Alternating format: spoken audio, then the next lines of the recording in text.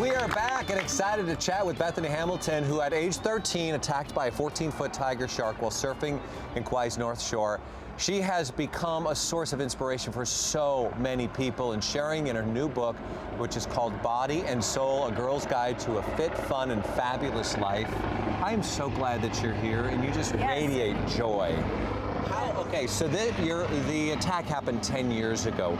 As you look now, 10 years down the road, has the impact and perspective of how that event on your life changed?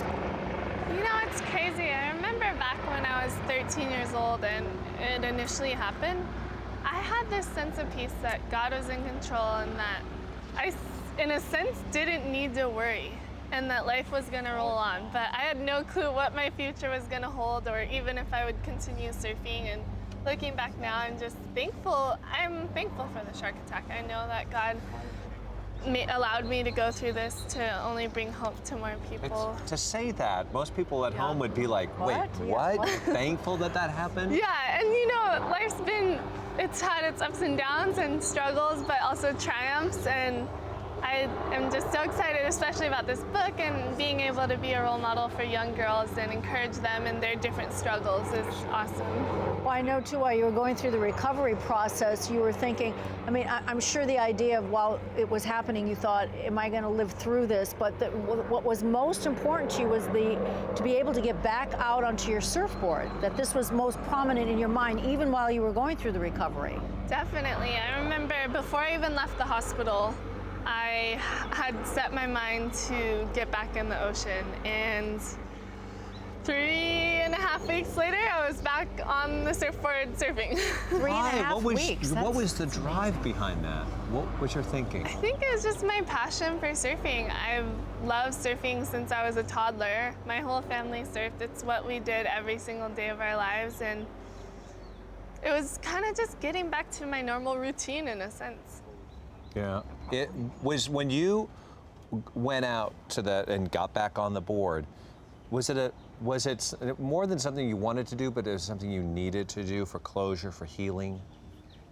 I don't know if I thought really through it that much at that age. You know, you were 13, so young, you're so young, you're just kind of resilient. And I think that just having my family's support, my parents understood this passion I had for surfing. Like most people probably would think, she's crazy for wanting to go back in the ocean with sharks, but Did they try to discourage you from doing it? Because I'm sure as a parent, they were probably frightened to have you My go back dad was really supportive, and my mom was a little hesitant, but overall, I had my family's full support, and they understood they're all surfers, and they know that same love for the ocean and wave riding.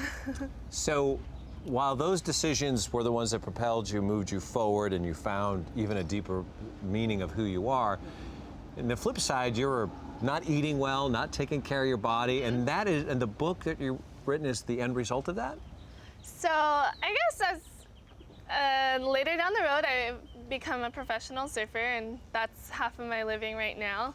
And I've had the pleasure of learning from a few people in my life how to take care of my body, what I eat and how I move and how I think, ultimately my faith in God. And my passion behind the book was to encourage young girls in that. I remember when I was 14, 15 years old, I would eat whatever. I ate fast food, junk food, and your body starts to change and you can't necessarily eat like that. And even if you look fine, it's destroying your inside, and you may not be able to see it, but you start to lose that energy as you're getting older. Sure. You feel it. Yes, yeah. So I started eating healthier, and I felt better, and I wanted to perform well in my surfing, and so it was really motivating, and I just want to be able to share that information with young girls as well.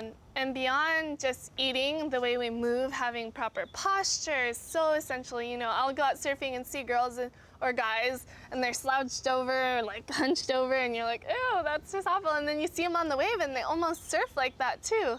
And then you see someone sitting up poised and with good posture. The way we are right now. I'm like this. Anyway, tell me about posture again.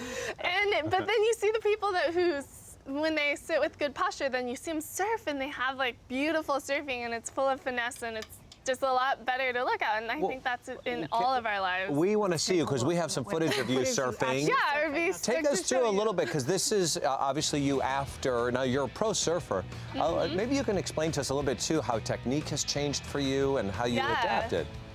So this is me surfing in Tahiti. I think for, this might be Indonesia. Oh, that was a whip out. Wow.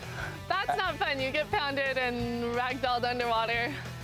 And yeah. Do you find, when you got back out after just a month of being on the water, did you find it, the sport different, from a different perspective? It was more challenging. Definitely. It was asking more of you. You know, I knew how to surf. It was just learning how to do it now with one arm. Yeah, Right. the balance, is it hard to balance now? Yeah, I mean, now life with one arm is normal, but initially, like, learning how to balance and just catch waves, get enough speed, and then pushing my body up to stand up, definitely had its struggles.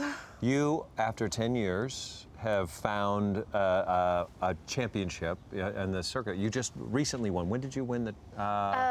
About a month ago, I won a contest Congratulations. in Hawaii.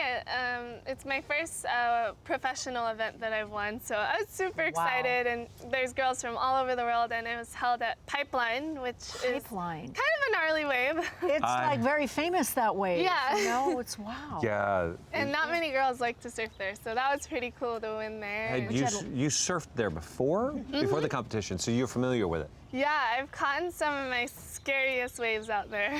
What is a scary wave? Just the size of it, or? The size and the power, especially the power of the wave, like it can just take you and you have no control of yourself when you fall, and it's so intimidating, but I don't know, there's something about that I like. When you fall and you're tumbling around, how long does that usually last? It lasts usually like 5 to 15 seconds, but it feels like 30 to a minute. Wow. And you like come up gasping for air.